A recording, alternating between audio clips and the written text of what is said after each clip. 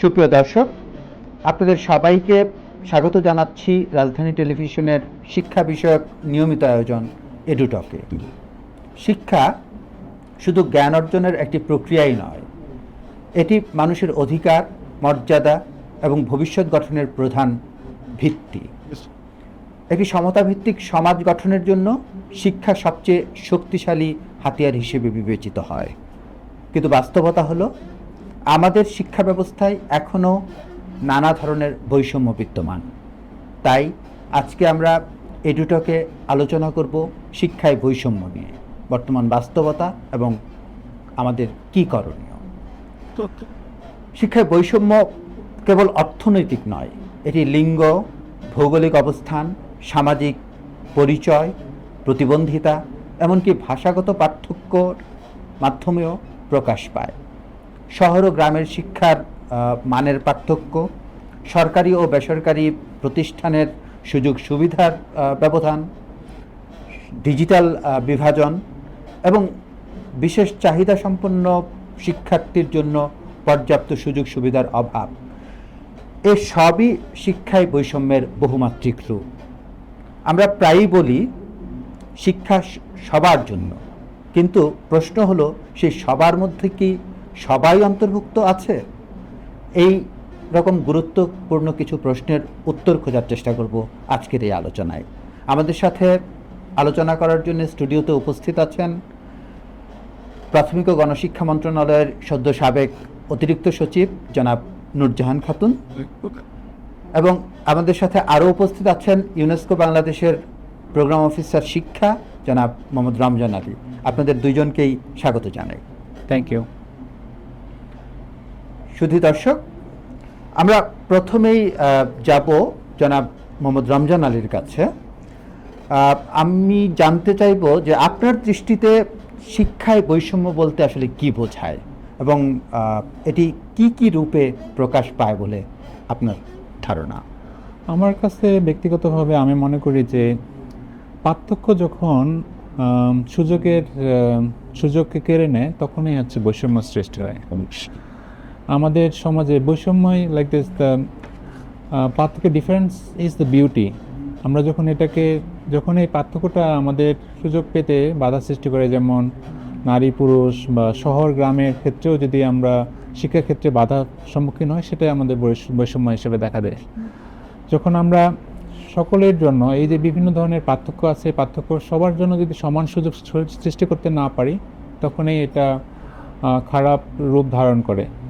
যেমন আমাদের সমাজে এখনও অনেক নারী বা শিশু সমান সুযোগ পাচ্ছে না, বিদ্যালয়ে এনরোল হচ্ছে, ভর্তি হচ্ছে।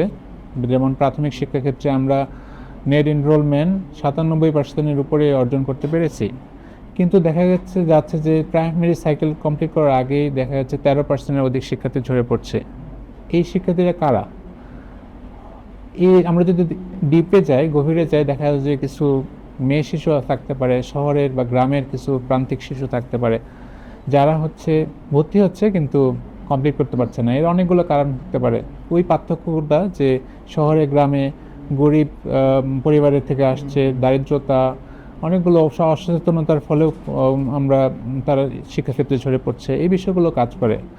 আমার কাছে এই বিষয়টা এখন আধুনিক সমাজে যখন আমরা শিক্ষার বৈষম্য যখন বলতে যাব, তখন শুধুমাত্র এনরোলের শিক্ষার সুযোগ সৃষ্টি করার মধ্যে সীমাবদ্ধ নয়। কি শিক্ষা পাচ্ছে, কোন লেভেলের, কোন কোয়ালিটি সম্বন্ধে শিক্ষা পাচ্ছে কিনা, এবং এমপ্লয়েবিলিটি, কি আউটকাম আসতেছে, সেটাও দেখার বিষয়। শুধুমাত্র এনরোলের মধ্যে আমরা এখন সীমাবদ্ধ থাকতে হবে না, এই জিনিসটা আমার কাছে। এবং এই যে ড্রপ আউটের কথা বললেন আপনি, প্রাথমিকে হয়তো ছেলে মেয়ে একটা সম পর্যায়ের ড্রপ আউট আছে, কিন্তু সেকেন্ডারি লেভেলেতে আমরা গিয়ে দেখব যে মানে ড্রপ আউটের পরিমাণটা মেয়েদের বরং ছেলেদের চাইতে অনেক বেশি, 34%। সো এই পার্থক্যটা আসলে গুরুত্বপূর্ণ যে সেকেন্ডারিতে আমরা 34%-এর অধিক শিক্ষার্থী ধরে পড়তেছে, প্রাইমারিতে 13%-এর অধিক, প্রায় 50% শিক্ষার্থী, কিন্তু যদি আমরা মোট করি প্রায় 50% শিক্ষার্থী আমাদের ঝরে পড়তেছে সেকেন্ডারি সাইকেল কমপ্লিট করার আগে। এটা আসলে একটা অ্যালার্মিং। আমাদের মানে তারা তো সমান সুযোগ পাচ্ছে না। এক্স্যাক্টলি। ধন্যবাদ। Thank you. আমি একটু নূরজাহান আপার কাছে যাব। আপা যদি একটু বলেন যে বাংলাদেশের শিক্ষা ক্ষেত্রে যে এই যে বৈষম্যগুলো আছে, এর আসলে কাঠামোগত বা পদ্ধতিগত কারণগুলো আসলে কি? আচ্ছা, ধন্যবাদ। আপনি কিন্তু যখন শুরু করেছিলেন তখনই আসলে বৈষম্যগুলো সবই বলেছেন, আমি খুবই জাস্ট interesting। ওভারভিউটা দিয়ে দিলাম। সবই বলেছেন। সেখানে যেটা হয়েছে যে কাঠামোগত যখন বলছেন, আর বৈষম্যটা আসলে শুধুই কাঠামোগত না, কাঠামোগত বলি তাহলে পরে সেটা তো ইনফ্রাস্ট্রাকচারটা চলে আসছে না, কিন্তু এইখানে বৈষম্যর বহুমাত্রিকতা আছে। যেটা আপনি শুরুতে বলেছেন, সেখানে জিওগ্রাফিক্যাল একটা ব্যাপার আছে, সেখানে রিজিওনাল ব্যাপার রয়েছে, সেখানে লিঙ্গ বৈষম্যটা রয়েছে, সেখানে আপনি নিজেই বলেছেন সেখানে প্রতিবন্ধী বেবি রয়েছে, সেখানে মেয়ে শিশুর ক্ষেত্রে এক ধরনের ব্যাপার আছে, সেখানে হাওর বাওয়ার যদি আমরা যাই সেখানে এক ধরনের বৈষম্য সৃষ্টি হয়। দেন ধর্মীয় যে ব্যাপারগুলো আছে, এখনও আমাদের কিন্তু ধর্মীয় একটা কুসংস্কার বলি, সামাজিক দৃষ্টিভঙ্গি যেটাকে আমরা সেটাকে ভ্যালুজ বলি বা পারসেপশন বলি, এই বিষয়গুলো রয়েছে। এবং লিঙ্গ বৈষম্যটা এতটাই এখনও অ্যাকুট যে সেই লিঙ্গ বৈষম্যটা আমি কেন নিয়ে আসলাম, যে আমাদের কেন এই পার্থক্যগুলো হয়, কেন বৈষম্যগুলো হয়, সেটার আর্থিক অসচ্ছলতা একটা ব্যাপার আছে। এবং এটা কতটা অ্যাকিউট হয় আমি যদি একটু এক্সাম্পল দিয়ে বলি, যে ধরেন আপনি একটা ফ্যামিলিতে দুটো বাচ্চা আছে, তো এখন সেই ফ্যামিলিটা অ্যাফোর্ড করতে পারে হয়তো একটা বেবিকে পড়াছে, তখন কিন্তু সেই প্যারেন্টস অবভিয়াসলি যাবে সেই ছেলেটাকে পড়াবে। আচ্ছা, একটা ফ্যামিলি এরকম আছে যে তারা আমাদের দেশে এখন যেটা হয়েছে যে সোকল্ড এডুকেশন বলতে একটু যদি ইংলিশ মিডিয়ামে পড়াতে পারি, একটু যদি প্রাইভেট স্কুলে পড়াতে পারি যেগুলো একটু এক্সপেন্সিভ, সেটা কেন যায় এক্সপেন্সিভে সেটা হয়তো পরের আর একটা বিষয় আছে, সেটা যাওয়ারও অনেকগুলো কারণ আছে, সেটা সোশ্যাল ব্যাপার আছে। তো যেটা হয় যে সেইখানে কিন্তু যদি অপশান আসে যে কোন বাচ্চাটাকে যে বাবা মা একটা বাচ্চাকে সে দিতে পারবে বা ইংলিশ দিবে। ভার্সনে পড়াতে পারবে বা ইংলিশ মিডিয়ামে পড়াতে পারবে, তখন কিন্তু সে ছেলে বাচ্চাটাকে চুজ করবে। তো এই যে বৈষম্যগুলো কিন্তু এখনও ভীষণভাবে রয়েছে। এটা গেল এক ধরনের বৈষম্যের ব্যাপার গেল। আবার ওই যেটা বলছিলাম যে আপনার হাওর বাওয়ার এরিয়াতে যেটা হয়, সেখানে কিন্তু আমাদের ওই যে আর্থিক অসচ্ছলতা অ্যাজ ওয়েল অ্যাজ সেখানে যে বিষয়গুলো রয়েছে, মেয়েরা যে যাবে আপনার যাতায়াতের ভীষণ কমিউনিকেশনের যে জায়গাটা, কমিউনিকেশনের ভীষণ সমস্যা রয়েছে। এবং সেখানে আরও যে বিষয়গুলো অ্যাকুয়েট, যে সেখানে নিরাপত্তার সমস্যাও কিন্তু রয়েছে। সেইখানে সোশ্যাল ভ্যালুসগুলো যেটা আমি বললাম, যে সোশ্যাল ভ্যালুসটা এরকম যে না ঠিক আছে এই দারিদ্র ফ্যামিলিতে এত পড়ানোর কোনো দরকার নাই, এবং সেটা ওই যেটা না বলে যে একটা রিটার্নটা কি আসবে, বাবা মা কিন্তু একটু রিটার্নটাও থিঙ্ক করে, তো সেই রিটার্নটা তারা থিঙ্ক করে কিন্তু আসলে তারা ভেবে দিতে চায় না। আবার যদি বলি যে যেটা বললেন যে কোস্টাল বেল্ট এরিয়াতে এরকম কিন্তু আমাদের ক্রিটিক্যাল জোন ধরা আছে, সেই ক্রিটিক্যাল জোন এরিয়াগুলোতে কিন্তু মেয়েদের পড়াশোনার হারটা কিন্তু খুবই কম। এবং এই যে ক্রিটিক্যাল যে জোনগুলোর কথা বললেন, যে ক্লাইমেট ভালনারেবল যে জিওগ্রাফিগুলো, চর হাওর, তারপর হচ্ছে কোস্টাল এরিয়া, ইভেন সিএইচটি, একদম। এবং যেটা হয় যে এটা খুবই ইন্টারেস্টিং একটা ব্যাপার, সেটা আপনি যুদ্ধ বলেন, সেটা আপনার যে কোনো রকমের ভালনারেবিলিটি বলেন, তখন কিন্তু ওমেন অ্যান্ড শিশু, হ্যাঁ, এরা সবচেয়ে বেশি এফেক্টেড। তো সে কারণে যেহেতু আমরা শিক্ষার ক্ষেত্রে আসছি, সেখানে কিন্তু সেই জায়গাটা অ্যাভারেজ থেকে আসলে শিক্ষার হারটা তখন কমে যায় মেয়েদের ক্ষেত্রে। তো আমরা কয়েকটা রকমের তাহলে পরে বৈষম্য দেখতে পেলাম, যে সেখানে যদি আর্থিক অসচ্ছলতা থাকে সেখানে এক ধরনের বৈষম্য আসতে পারে, এবং সেটা কিন্তু নট অনলি যে সেটা ওমেনের ক্ষেত্রেই এফেক্টেড হয়, মেয়েদের ক্ষেত্রে male female both, irrespective of male and female, সেটা কিন্তু এটা এক ধরনের। তো আপার কথা থেকে আমরা যেটা মানে প্রধান ফোকাসটা দেখলাম সেটা হচ্ছে লৈঙ্গিক যে বৈষম্যর যে জায়গাটা, সেটা আপা খুব চমৎকারভাবে ফুটিয়ে তুলেছেন। রমজানের কাছে আমি যাব যে আপনি যদি একটু প্রতিবন্ধী শিক্ষার্থীদের জন্য অন্তর্ভুক্তিমূলক শিক্ষা কতটা নিশ্চিত করা গেছে আমাদের এই রাষ্ট্রে, সেটা যদি আপনি একটু ফোকাস করেন, বা তারা কতটা বৈষম্যের শিকার হচ্ছে। আসলে আমরা যদি দেখি যে কী পরিমাণ প্রতিবন্ধী শিক্ষার্থীকে আমরা শিক্ষার সুযোগ দিতে পারছি, এটা সংখ্যা কিন্তু খুবই কম তুলনায়। এটা অন্যতম কারণ আমার কাছে মনে হচ্ছে যে আমাদের দৃষ্টিভঙ্গির পরিবর্তন করতে হবে। আমাদের দৃষ্টিভঙ্গি হয়তো আমরা অ্যাকসেপ্ট করতে পারছি না এবং সুযোগ দিতে পারছি না। সুযোগ না দেওয়ার অন্যতম কারণ হচ্ছে আমরা আমাদের নিজেদেরকে ওই শিক্ষার্থীর অবস্থায় স্থাপিত করতে পারছি না। আমরা যদি ওই শিক্ষার্থীর অবস্থানে আমাকে বিবেচনা করতে পারি, যে ফর এক্সাম্পল আমি চোখে দেখি না, তাহলে আমার যে কী ধরনের সমস্যা হবে, কী ধরনের অবস্থাগুলো আমি ফেস করব, এটা যদি আমরা ওই অবস্থায় যদি যেতে পারি, নিজেকে নিতে পারি, তাহলে আমরা ফিল করতে পারবো। এটা না ফিল করার ফলে কি হচ্ছে যে আমরা আমাদের শিক্ষার্থীদেরকে, প্রতিবন্ধী শিক্ষার্থীদেরকে ওই ধরনের সুযোগ দিতে পারছি না। বিশেষ করে কমিউনিকেশন, ওদের টিচিং লার্নিং মেথড, টুলসগুলো আমরা ওইভাবে দিতে পারছি না। শিক্ষার যে এনভায়রনমেন্ট, স্কুলের এনভায়রনমেন্টটা আমরা ওইভাবে ক্রিয়েট করতে পারছি না। এর ফলে দেখা যাচ্ছে অবকাঠামোগত চ্যালেঞ্জ ফেস করতেছে, সাথে সাথে আমাদের শিক্ষার্থীরা, শিক্ষকরা কিন্তু ওই ধরনের ফেসিলিটেট করতে পারছেন, টিচিং লার্নিং মেথড, প্যারাগজিগুলো কিন্তু ওইভাবে ইউজ করতে পারছে না। যে কোনো একটা পার্টিকুলার ডিসেবিলিটি শিক্ষার্থীকে কীভাবে ফ্যাসিলিটেট করবে, ওর জন্য সেপারেট কোনো প্ল্যান রাখা উচিত, এই বিষয়গুলো কিন্তু আমরা ওইভাবে ট্রেন করতে পারছি না শিক্ষকদেরকে, এবং একটা ইনক্লুসিভ এনভায়রনমেন্টের মধ্যে শিক্ষার সুযোগ দিতে পারছি না। এটা স্কুলের ক্ষেত্রে গেল। আমাদের সামগ্রিক যে পরিবেশ, যেমন প্যারেন্টস, অভিভাবক, কমিউনিটি পিপলগুলো কিন্তু আমরা সাপোর্ট করতে পারছি না। দেখা গেছে যে অনেক অভিভাবক আছে যে চায় না ওনার শিক্ষার্থীরা, একজন প্রতিবন্ধী শিক্ষার্থী একই ক্লাসে পড়ুক, এই ধরনের কমপ্লেনও আসে। শিক্ষকরাও চায় না যে, দেখা গেছে অনেক ক্ষেত্রে শিক্ষক মনে করে এটা এক্সট্রা বার্ডেন, ওদের জন্য এক্সট্রা প্ল্যানিং নিতে হচ্ছে, ওইভাবে অ্যাকসেপ্ট করে না। সো এই বিষয়গুলো, চ্যালেঞ্জগুলো আমরা ফেস করছি। আমরা যদি বলি যে ওয়ার্ল্ড ব্যাংক এবং ওয়াশিংটন গ্রুপের হিসাব অনুযায়ী প্রায় 10 ভাগ মাইল্ড মডারেট মিলে, অ্যাকিউট মিলে ডিসেবল মানে পারসন উইথ ডিসেবিলিটিস থাকতে পারে সমাজে। সেই অনুযায়ী স্কুলেও সেই সংখ্যাটা থাকার কথা ছিল, কিন্তু আমরা স্কুলে তাদের পাচ্ছি না। এবং আপনি যে এই কথাটা বললেন, আমরা যদি বলি যে আমরা যদি বলি যে ইউনিভার্সাল ডিজাইন অফ লার্নিং, ইউডিএলটাও আমরা আসলে ইফেক্টিভলি এখানে কাজ করতে পারছি না। আচ্ছা, ধন্যবাদ। সুপ্রিয় দর্শক, আমরা এখন একটু বিরতিতে যাব এবং বিরতির পর আমরা ফিরছি এই শিক্ষায় বৈষম্য নিয়ে আলোচনায়।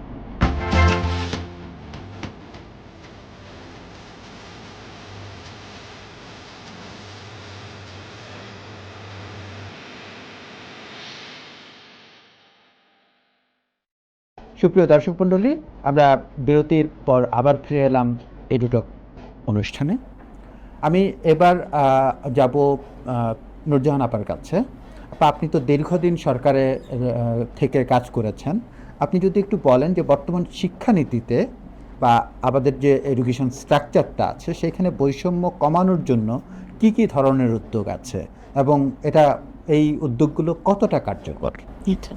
ধন্যবাদ। আমি রমজানকে যেটা বলছিলেন, সামান্য আধা মিনিট ওটা একটি শাড়ি, সেখানে রমজানকে যেটা বলা হয়েছিল যে প্রতিবন্ধী বেবিদের জন্য কেমন একটা স্ট্রাকচার বিরাজ করছে আমাদের দেশে, এবং সেখানে এসে বলেছে যে অনেকগুলি সমস্যা রয়েছে। তো ওইটাই জাস্ট একটু সামান্য অ্যাড করা, যে প্রতিবন্ধীও কিন্তু আমাদের যেটা হয়েছে যে কয়েক রকমের আছে না, আমরা বাক প্রতিবন্ধী, বুদ্ধি প্রতিবন্ধী, দেন শ্রবণ প্রতিবন্ধী, মানসিক প্রতিবন্ধী, এরকম ভ্যারাইটিস টাইপ অফ প্রতিবন্ধী আছে। যেটা হচ্ছে আমাদের দেশে যে সেগুলোকে পারসেপশন তো একটা আছে, এটা সবচেয়ে অ্যাকুয়েট প্রবলেমটা। এটা গত 10 years একটু আলাপ হচ্ছে, একটু টিভিতে একটু আলাপ হচ্ছে, একটু ইম্পর্টেন্স দেওয়া হচ্ছে, কিন্তু এখনও এই জিনিসটা না একটা হাইডার সিগনেতিতে কিন্তু চলে এখনও।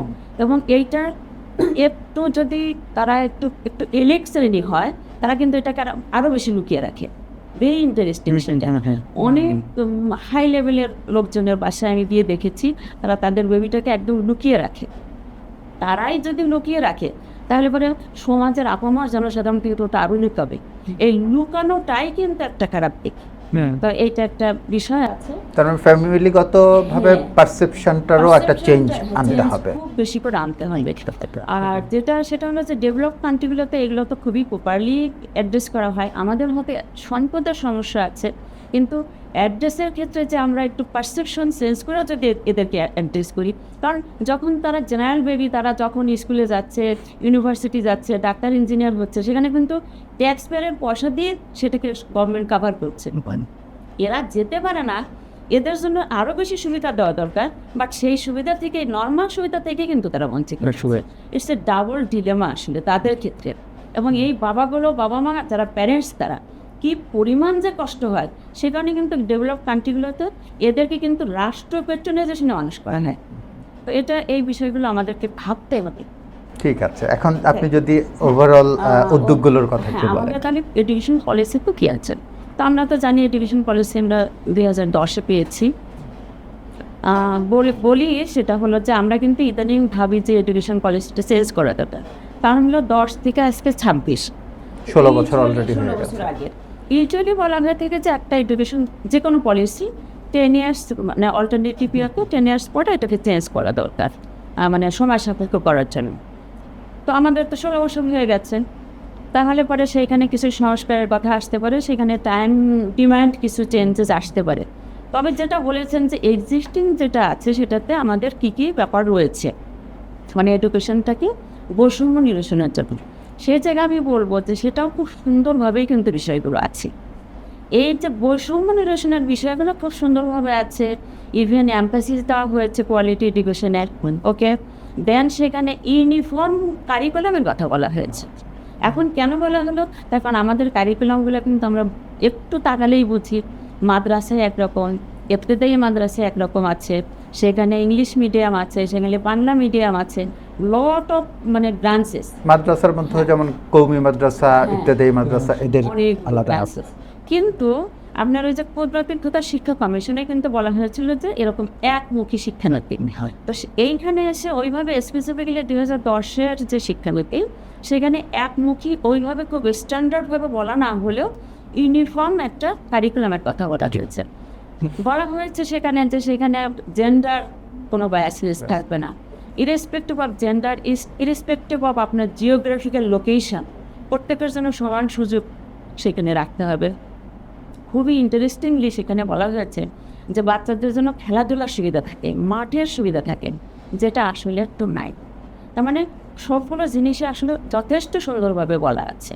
এই আপনার তো এই জায়গাটায় আমি যদি একটু আপনাকে কাউন্টার একটা যুক্তি দিতে চাই, সেটা হচ্ছে যে একটা ইউনিফর্মিটির কথা আমরা বলছি, সারা বাংলাদেশের একটা ইউনিটারি সিস্টেম, কিন্তু আমরা যদি চরকে বা হাওরকে অথবা কোস্টাল এরিয়াকে ওই জিওগ্রাফিটাকে যদি চিন্তা করি এবং সেই চিন্তা করে আমরা যদি একটা ডিসেন্ট্রালাইজড কারিকুলাম বা কারিকুলাম ইমপ্লিমেন্টেশনের একটা ডিসেন্ট্রালাইজড মেকানিজম তৈরি করতে পারতাম, তাহলে কি বৈষম্যটা দূর করা যেত? আচ্ছা, সেইখানে কারিকুলামের আমার ওই লোকাল অনুযায়ী কারিকুলাম চেঞ্জ করার আসলে দরকার পড়ে না, বাট ফেসিলিটিসগুলো ডিফারেন্ট করতেই হবে।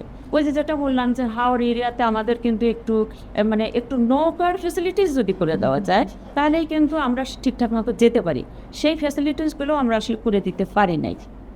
কোস্টাল বেল্ট এরিয়াতে যে সমস্যাগুলো হয়, হ্যাঁ আমাদের এখন কোস্টাল বেল্টে অনেক শেল্টার করা হচ্ছে, কিন্তু সেগুলো শেল্টারে যেটা হয় আমরা দেখেছি যে একটু সেই শেল্টারগুলোতে ঘূর্ণিঝড়, জলসেচের সময় সেখানে কি হয় যে আমাদের ওই যে বললাম যে হয় সম্পদের সমস্যা অথবা কিছু অ্যাওয়ারনেসের সমস্যাগুলো রয়েছে, সেখানে গরু, ছাগল, হাঁস, মুরগি এগুলো কিন্তু একসাথে তুলে ফেলি। তো তখন যে একটা শিক্ষার চরম বৈষম্য শিকার হতে হয়। মেয়ে বেবিরা তো তখন আসলে যাবে, সেখানে তাদের নিরাপত্তা ইত্যাদি হরেক রকমের সমস্যা ক্রিয়েট হয়। ওই যে প্রথমেই বলছিলাম যে কোনো রকমের যে কোনো ভালনারেবিলিটি এটা কিন্তু বাচ্চাদের এফেক্ট করে, মেয়েদেরকে বেশি এফেক্ট করে। ধন্যবাদ আপা। এই বিষয়গুলো রয়েছে চর এরিয়াতেও, চরেও সেম। আমি কিন্তু মেয়েরা ওই চরের মধ্যে তো যেতে পারে না। এরকম নীলফামারী যদি ধরেন আপনি, কুড়িগ্রাম, গাইবান্ধা, রংপুর ডিভিশনটা এরকম যে তারা কিন্তু এরকম যাতায়াতগুলো ঠিকঠাক করতে পারে, সেই প্রোগ্রামগুলো রয়েছে। ধন্যবাদ আপা। আমি এবার একটু আবার রমজানের কাছে যেতে চাই। আপনি একটু যদি বলেন যে আমরা বিভিন্ন টেকনোলজিক্যাল বা প্রযুক্তিগত শিক্ষার বিভিন্ন ইনিশিয়েটিভ আমরা দেখি, তো এই প্রযুক্তি নির্ভর শিক্ষার প্রসার কি আসলে বৈষম্য কমাচ্ছে নাকি বৈষম্য বাড়িয়ে তুলছে? Okay, thank you, very interesting question. আমার কাছে মনে হয় যে অবশ্যই প্রযুক্তি আমাদের জন্য আশীর্বাদ। এটা আমাদের অনেকগুলো সুযোগ তৈরি করছে, সাথে সাথে এটা বৈষম্যের সৃষ্টির কারণ হিসেবে দেখা দিচ্ছে। আমরা যদি আপাতত দৃষ্টিতে দেখি যে আমাদের সবাইকে কি আমরা প্রযুক্তিগত সুযোগ সমানভাবে দিতে পারছি না, বা সবাইকে কি আমরা এই সুযোগটা সবাই সমানভাবে অ্যাভেল করতে পারে না। কারণ সমাজে এখনও অনেক পরিবার বা এখনও অনেক শিশু আছে যারা হচ্ছে ইলেকট্রিক ডিভাইসগুলো যেমন হচ্ছে যেগুলোর মাধ্যমে আমরা শিক্ষা সরবরাহ করতে পারি, কম্পিউটার, ল্যাপটপ অথবা মোবাইল ফোন, স্মার্টফোন যেগুলোর মাধ্যমে আমরা শিক্ষা কার্যক্রম ডেলিভার করতে পারি, এগুলো আমরা কিন্তু দিতে পারিনি। তাহলে দেখা যাচ্ছে যে কিছু পরিবারের শিশুরা এটাকে আশীর্বাদ হিসাবে পাচ্ছে, এডিশনাল লার্নিং রিসোর্স হিসাবে পাচ্ছে, অন্য উপর দিকে কিছু শিক্ষার্থী হচ্ছে কিন্তু সুযোগ পাচ্ছে না। এর মানে হচ্ছে একটা রাষ্ট্র কিন্তু কিছু শিক্ষার্থীকে এই সুযোগ দিতে পারে, আরেকটা কিছু শিক্ষার্থীকে না দিতে পারে, এটা কিন্তু আমরা করতে পারি না। সো এই ধরনের বৈষম্যর নতুন একটা মাধ্যম হচ্ছে তার মানে হিসেবে দেখা যাচ্ছে। বৈষম্য দূর করতে গিয়ে আমরা বরং আরো নতুন বৈষম্য সৃষ্টি করছি। যেমন আমরা কোভিডের সময় যেটা দেখেছি যে কোভিডের সময় যখন ফিজিক্যাল ক্লাসগুলো বন্ধ ছিল, তখন বিভিন্ন চ্যানেল খোলা হলো, যে টিভি মাধ্যমে শিক্ষাদান করা হচ্ছে, রেডিওতে শিক্ষাদান করা হচ্ছে, ইন্টারনেটে কন্টেন্ট দিয়ে দেওয়া হচ্ছে। কিন্তু আমরা দেখলাম কোভিড পরবর্তী সময়ে 2021-22 ওই সময়ে বেশ কয়েকটা রিসার্চ হয়েছে, যেখানে দেখা গেছে অনলি 10% ছেলে মেয়ে ওই জিনিসগুলো মানে সম্মিলিতভাবে সেইগুলো অ্যাভেল করতে পারে। তার মানে 90% ছেলে মেয়ে কিন্তু ওইগুলো অ্যাভেল করতে পারেনি। তার মানে আরেক ধরনের বৈষম্য আমরা তৈরি করছি। এই জায়গায় এটাই মানে এই প্রেক্ষাপটে আমরা একটা নতুন ইনিশিয়েটিভ দেখলাম, এই গভর্নমেন্ট গত বৃহস্পতিবার একটা শুরু করেছেন, যে 3 দিন অনলাইনে হবে ক্লাস, 3 দিন অফলাইনে হবে। তো এই ইনিশিয়েটিভটার ব্যাপারে আপনি কতটা আসলে কনসার্নড? আপনি কি মনে করেন যে এটা আসলে ইফেক্টিভলি বাস্তবায়ন করা সম্ভব হবে, না এর মধ্যে আবার বৈষম্য তৈরি হওয়ার কোনো সম্ভাবনা আছে? আচ্ছা, থ্যাংক ইউ। এবং খুবই কন্টেম্পোরারি বিষয় নিয়ে বললেন তো এখানেও অনেকগুলো বিষয় ভাববার আছে। আমরা যখন একটা কাজে চাই না, তখন হয় যে আমাদের অতীত থেকে কিন্তু একটু এক্সপিরিয়েন্স নিতে হয়। এখনই কিন্তু আপনি বললেন যে এই আপনার যখন হয়েছিল যে কোভিডের সময় আমরা ওটাকে কী করেছি, আসলে অনলাইন, ওটা কিন্তু অফলাইন না। অফলাইনে আমরা যেতে পারিনি, এবার স্কুলগুলো বন্ধ ছিল, সেটা মুভমেন্ট বন্ধ ছিল। তো যেটা হয়েছে যে আউটকাম কিন্তু ভালো আসেনি।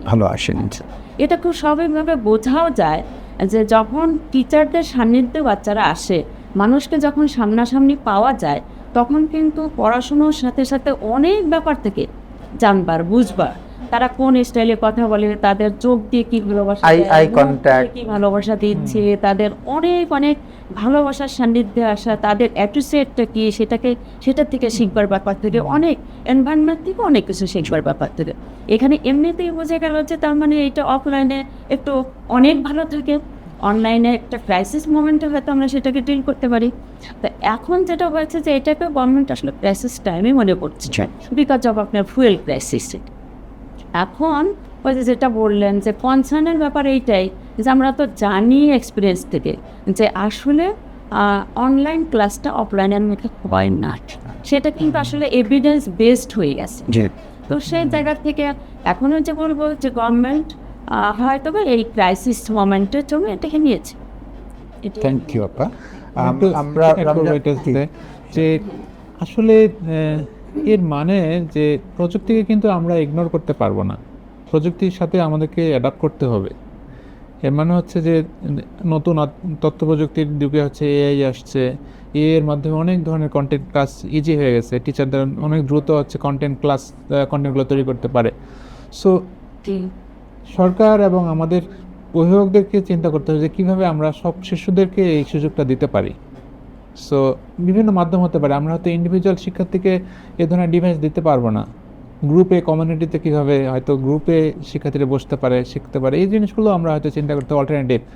কিন্তু ডিভাইস প্রযুক্তিকে কিন্তু আমরা ইগনোর করতে পারি, নাহলে কিন্তু আমরা অনেক কিছু। তারপরেও কথা হচ্ছে যে আমাদেরকে ওই রাইট টু এডুকেশন ফ্রেমওয়ার্কের আওতায় আমার অ্যাভেলেবিলিটি, অ্যাক্সেসিবিলিটি, অ্যাকসেপ্টেবিলিটি এবং যেই কোয়ালিটির যে জায়গাটা, অ্যাফোর্ডেবিলিটি, ওই সবগুলো জিনিস আমাকে আসলে এনশিওর করতে হবে।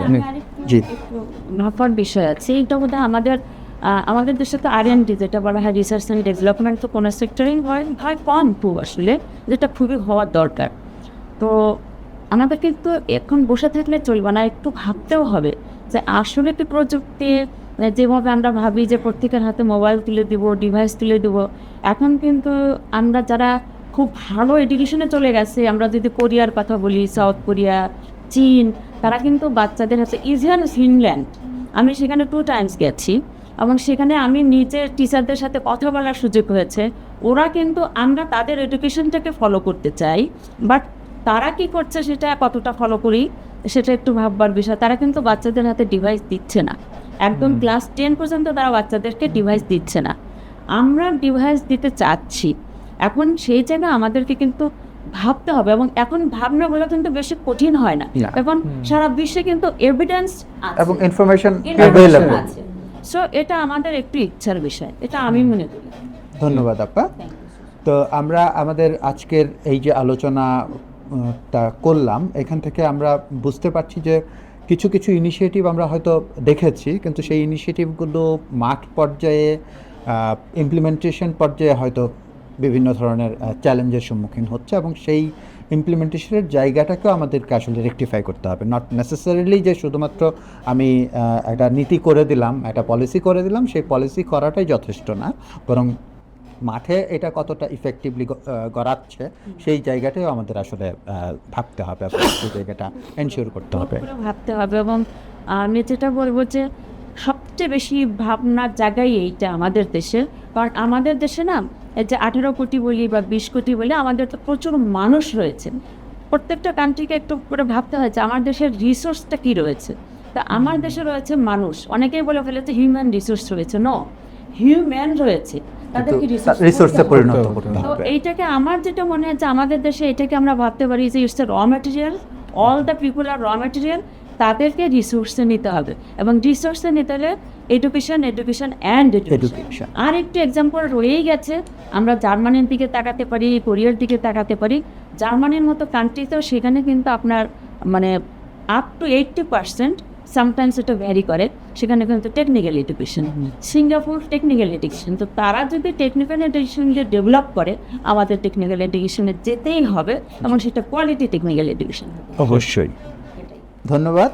প্রিয় দর্শক, আজকের এডুটকের আলোচনা থেকে আমরা একটা বিষয় স্পষ্টভাবে বুঝতে পেরেছি, শিক্ষায় বৈষম্য শুধুমাত্র একটি শিক্ষা সংক্রান্ত সমস্যা নয়, এটি একটি সামাজিক এবং ন্যায় বিচারের প্রশ্ন। তো আমাদের অতিথিদেরকে আমরা ধন্যবাদ জানাই এরকম মূল্যবান আলোচনা করার জন্য।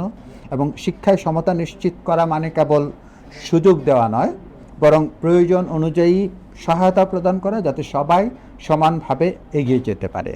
এই প্রত্যাশা নিয়েই আজকের অনুষ্ঠান আমরা শেষ করছি। আপনাদের সবাইকে ধন্যবাদ আমাদের সঙ্গে থাকার জন্য। বিশেষ করে ধন্যবাদ আমাদের অতিথি দুজনকে। আবার দেখা হবে নতুন কোনো পর্বে, নতুন কোনো বিষয় নিয়ে। আপনারা সবাই ভালো থাকুন, সুস্থ থাকুন, এবং রাজধানী টিভির সাথেই থাকুন। ধন্যবাদ সবাইকে।